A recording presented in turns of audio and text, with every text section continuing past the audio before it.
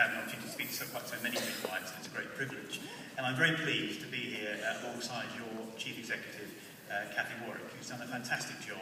I know the brief time I've been the Minister, but before that, working alongside her as a great advocate for midwives and, more importantly, for the people that we all care about the most, which are the women that we looked after. So I'd like to put on record my gratitude and thanks to the great work your Chief Executive, Cathy.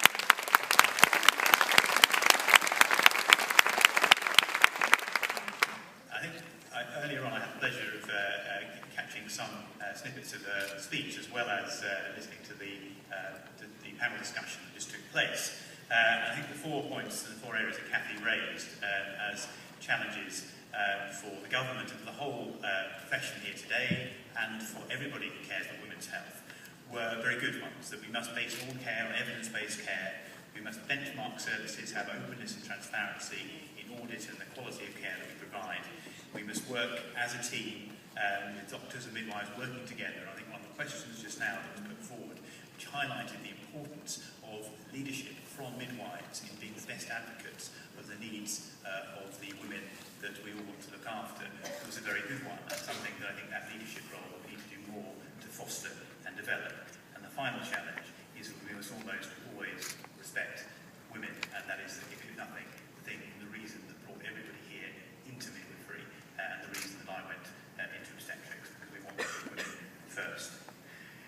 I thought it was important today to set out our aspirations as a government for continuing to improve maternity care, and tell you about the work that we have currently in train to make the aspirations that we all have for women's health a reality. The most important thing for new mothers and fathers is for their babies to start life in a safe and healthy way as they possibly can.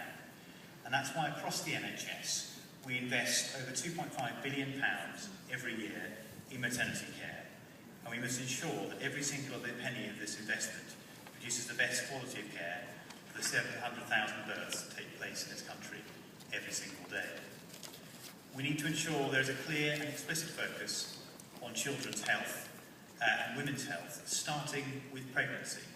It's imperative that the NHS and public health systems work well for children and their families and set good foundations throughout the life course.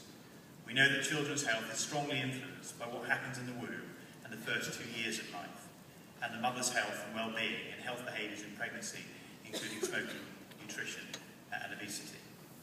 Supporting women during pregnancy, childbirth and following birth, and ensuring that children can have the very best possible start in life are top priorities for the Prime Minister and for me as a new Minister in the government.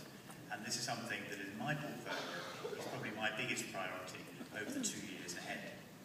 So up and down the country, you and all the maternity teams you work with do a fantastic job, often in very difficult circumstances, and I'd like to thank you and pay tribute to that work today.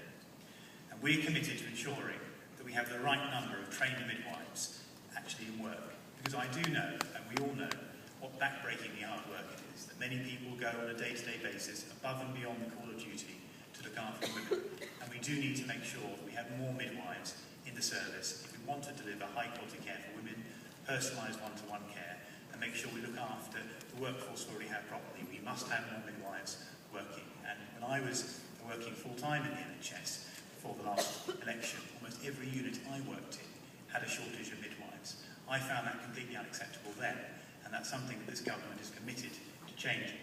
And we know there are already an extra 900 midwives in the workplace than there were 2 years ago, and each year they will be leaving training up to an extra 2,000 midwives entering the workplace. So there's a clear commitment to make sure that the work that you do is supported by an increased number of midwives in the future. And that's something I intend to make sure we deliver as a reality.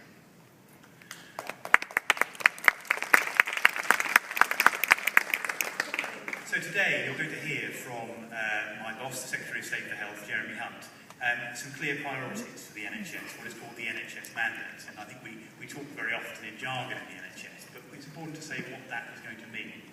Because for the first time, there's going to be a very clear contract between the government and the NHS about what we expect to be clear priorities. And you'll be very pleased to hear that actually maternity and providing the very best start in life for all children is one of those clear priorities spelt out in today's mandate. And we're very keen to ensure that for us today, the mandate reflects our priorities for improving maternity care. And I want to see a maternity service where every woman has a midwife she gets to know and can trust. That every woman receives personalised care based around their individual needs. Where women know that they will have one-to-one care from a midwife during their pregnancy, labour, birth and immediately after birth. And that postnatally, they will continue to have the support of their midwife. This is especially important for those women who are susceptible to or who have depression both during pregnancy or postnatally, and we need to ensure that they have the care and support as early as possible in their pregnancy.